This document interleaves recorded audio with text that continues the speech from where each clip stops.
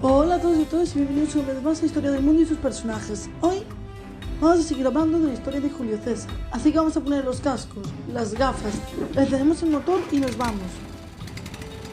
Principalmente vamos a hablar de un tema en concreto, la Guerra de las Galias. Así que vamos allá. Tras un año difícil como cónsul, César recibió poderes preconsulares para gobernar la provincia de Galia, Transalpina, actualmente al sur de Francia, e Iliria. En la costa de Dalmacia durante 5 años, gracias al apoyo de otros 2 miembros del triunvirato, que cumplieron con la palabra dada.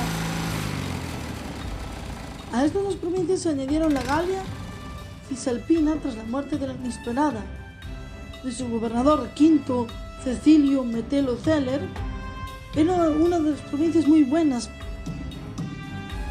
Alguien que, como César, persiguió la típica mentalidad del procónsul romano. No tenía intenciones de gobernar pacíficamente, pues estaba necesitando de bienes para pagar las fabulosas sumas que adeudaba. La oportunidad se le presentó mediante una teórica amenaza de los helvecios, que pasaban a inmigrar al oeste de las Galias. Decidido a impedirlo y con la excusa política de que se acercarían demasiado a la provincia de la Galia y la Hispania, los helvecios querían instalarse en Pagón Santón, al norte de la Aquitania. Reclutó tropas e inició las operaciones bélicas que a postre darían lugar a lo más tarde se denominó Guerra de las Galias. Que no se os olvide, el 58 a.C. al 49 después de Cristo, en la que conquistó la llamada Galia Comotada o Galia Melenuda, actualmente Francia,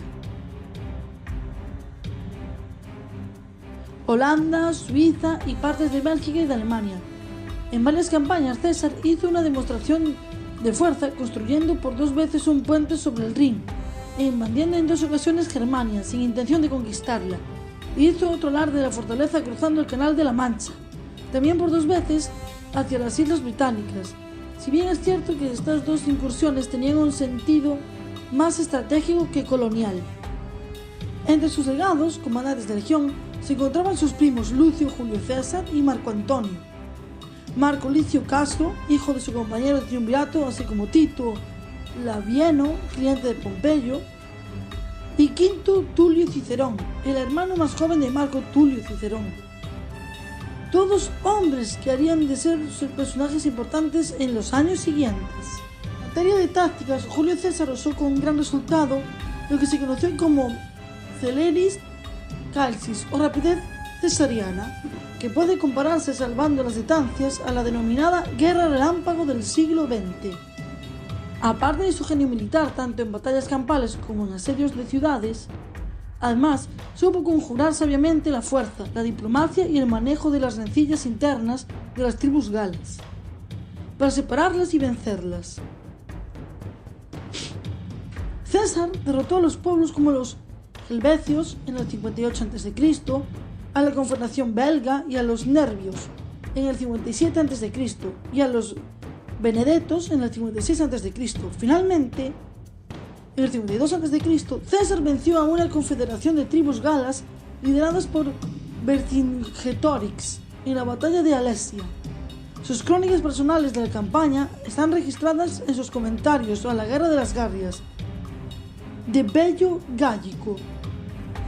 De acuerdo con Plutarco, la guerra se cerró con un balance de 800 ciudades tomadas, como la de Avaricio, en la cual de los 40.000 defensores solo quedaron 800, 300 tribus sometidas, 1 millón de galos reducidos a la esclavitud y otros 3 millones muertos en los campos de batalla.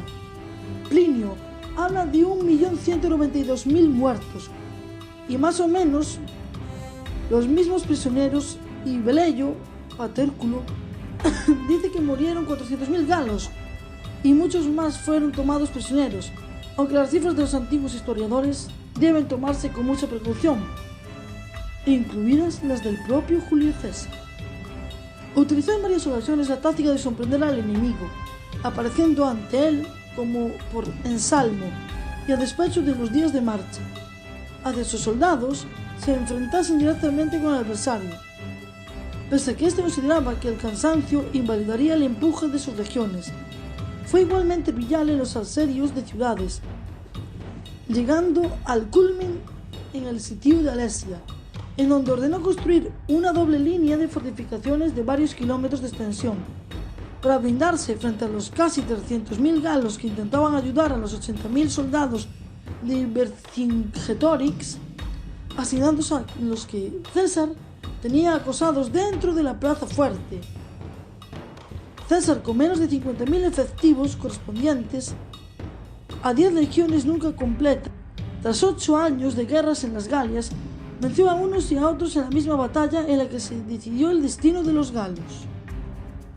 Como sabéis, César fue el gran conquistador de la Galia. Pero vamos a ver también un poquito de crisis política, ¿vale? Por cierto, os informo, muchos de los nombres que van a salir durante toda la historia de César también los publicaremos. Pero a pesar de sus éxitos y de los defendidos que la conquista de Galia llevó a Roma, César continuaba siendo impopular entre sus pares, en particular entre los conservadores que temían su ambición.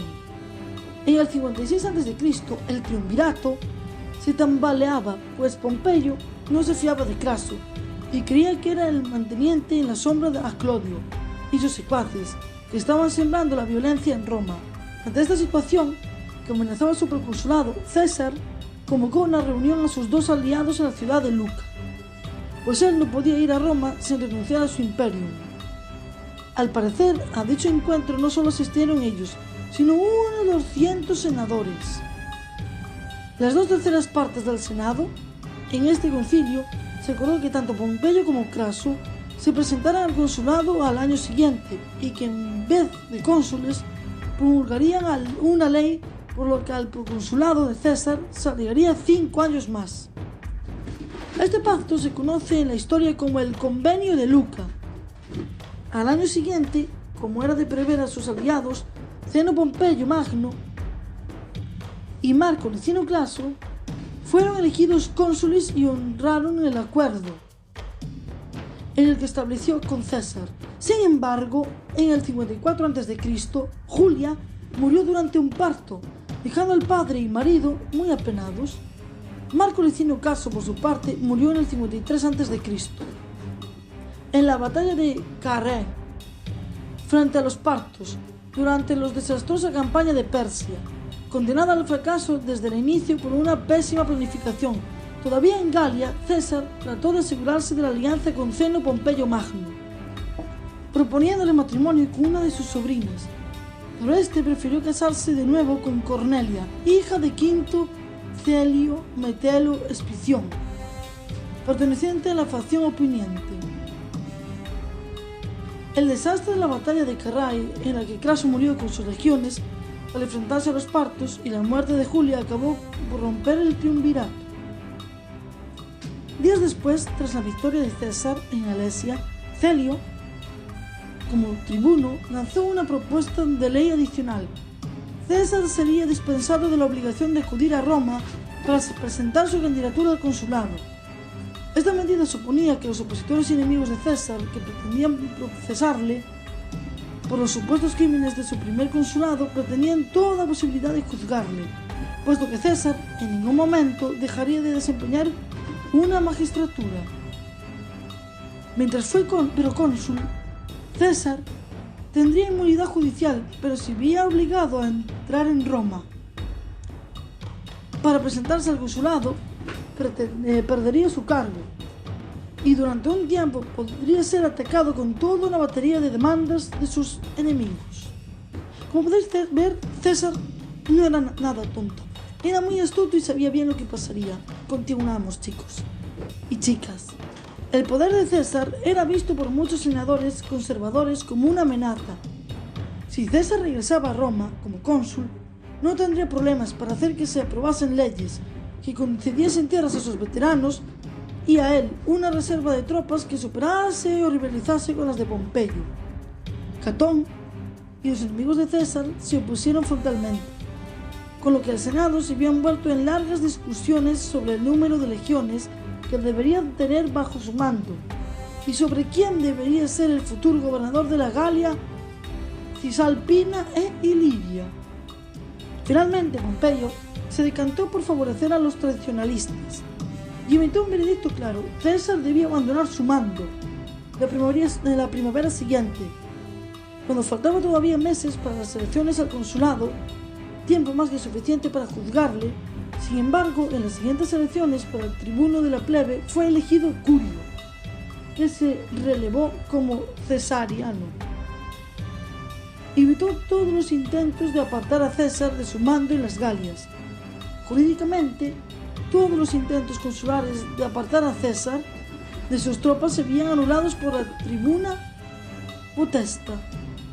A finales del mismo año, César acampó en Ravenna con la 13ª legión.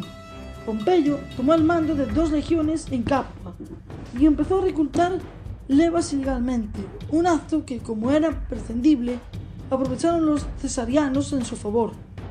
César fue informado de las acciones de Pompeyo, personalmente por Curio, que en esos momentos ya había finalizado su mandato.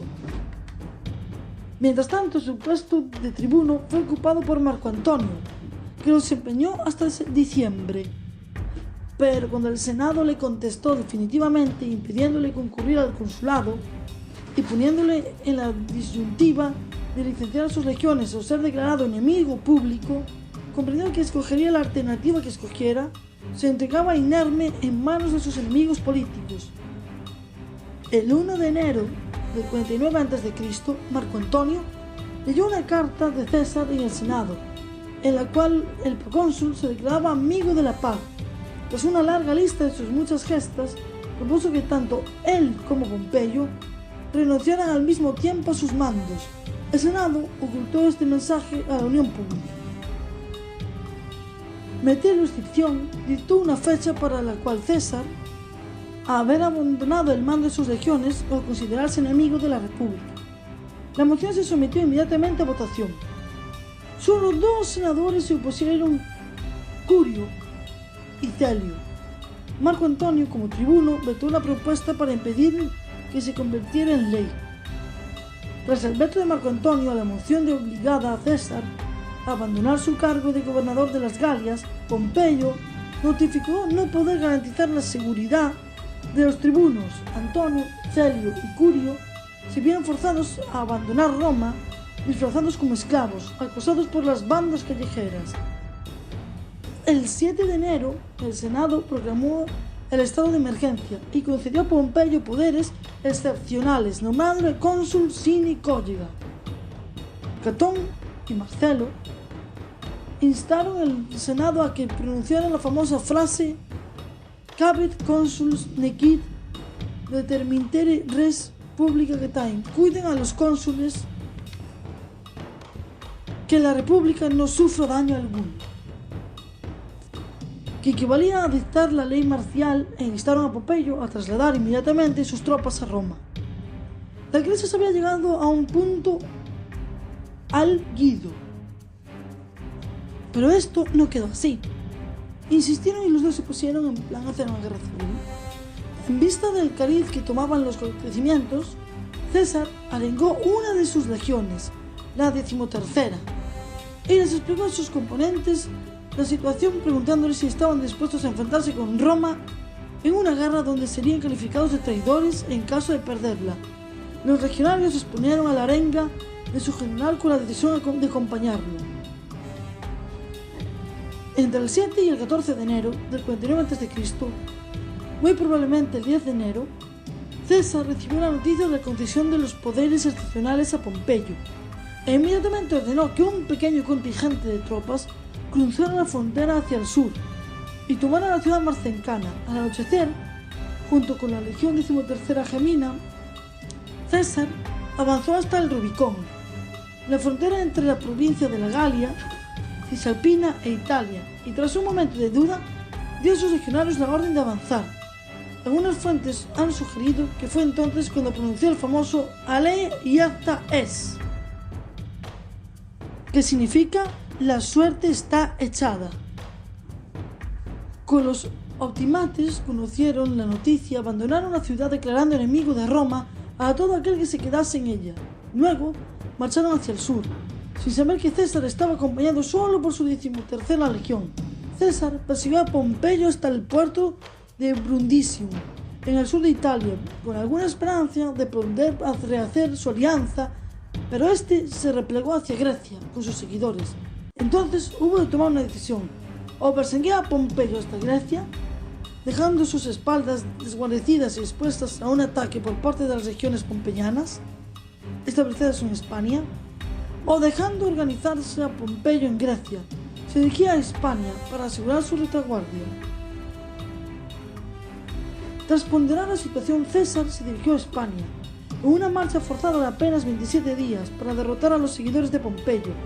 En esa poderosa provincia, allí, había establecidas varias legiones al mando de delegados pompeyanos, a lo que había que añadir que la generalidad de las poblaciones autóctonas habían jurado fidelidad al propio Pompeyo, que seguía siendo procónsul de esta ciudad. Tras varias escaramuzas y batallas, César se midió contra sus enemigos en batalla de Yerda, cerca de la actual Lérida, donde los derrotó definitivamente. Solo cuando consideró segura la retaguardia y después de organizar las instituciones políticas en Roma, que había caído en la anarquía, César se dirigió a Grecia. Un 10 de julio del 48 a.C., César fue derrotado en la batalla de Dyrrachium. Sin embargo, Pompeyo no pudo aprovechar esta victoria para acabar con César, y este consiguió huir con su ejército casi inapto para luchar en otro momento. El encuentro final se dio poco después, el 9 de agosto, en la batalla de Farsalia. César obtuvo una victoria aplastante, gracias a un ardid táctico. Sin embargo, sus enemigos políticos consiguieron huir. Cneo Pompeyo Magno partió hacia Rodas y de ahí a Egipto. Quinto Cecilio Metelo, Excepción y Marco Porción Catón marcharon hacia el norte de África. De regreso a Roma fue nombrado dictador, con Marco Antonio como Magis Dyrrachium, y fue junto a Publio Silvelio Batia y Sáurico como colega junior electo cónsul por segunda vez.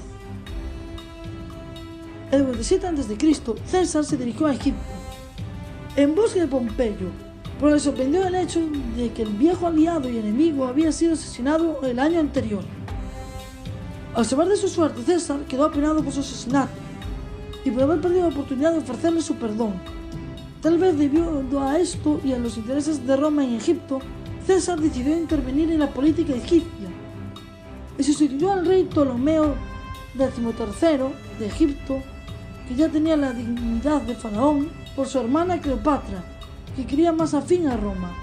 Durante su estancia, quemó sus naves para evitar que las usaran en su contra, lo que provocó el incendio de un almacén de libros anexo a la biblioteca de Alejandría. César tuvo un romance con la reina de Egipto, y de la relación parece que nació un niño, el futuro Ptolomeo XV de Egipto, Cesarión, que sería el último faraón de Egipto, si bien César nunca llegó a reconocerlo oficialmente como hijo suyo.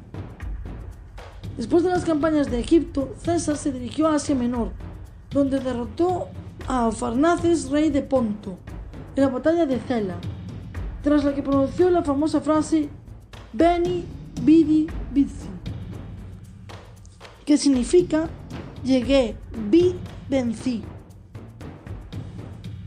Después se dirigió al norte de África para atacar a los líderes de la facción conservadora allí refugiados. En la batalla de Tapso, en el 46 a.C., César obtuvo una victoria más y vio desaparecer a dos de sus más encarnizadores enemigos, Quinto Cecilio Metelo Excepción y Marco Porcio Catón. Pero los hijos de Pompeyo, Cneo, Sexto Pompeyo Fastulus, así como su antiguo legado principal en las Galias, Tito Labieno, consiguieron huir a las provincias de España. Y hasta aquí la tercera parte de la vida de Julio César. Muchas gracias, por favor no olvidéis de dar el like. Si queréis seguirme, campanita, suscripción, campanita. Y no os olvidéis de poner hashtag historia, hashtag buiña o, como no, hashtag diversión. Por cierto, a hacer comentarios, por favor, todos los que queráis, y decirme qué es lo que queréis ver la próxima vez.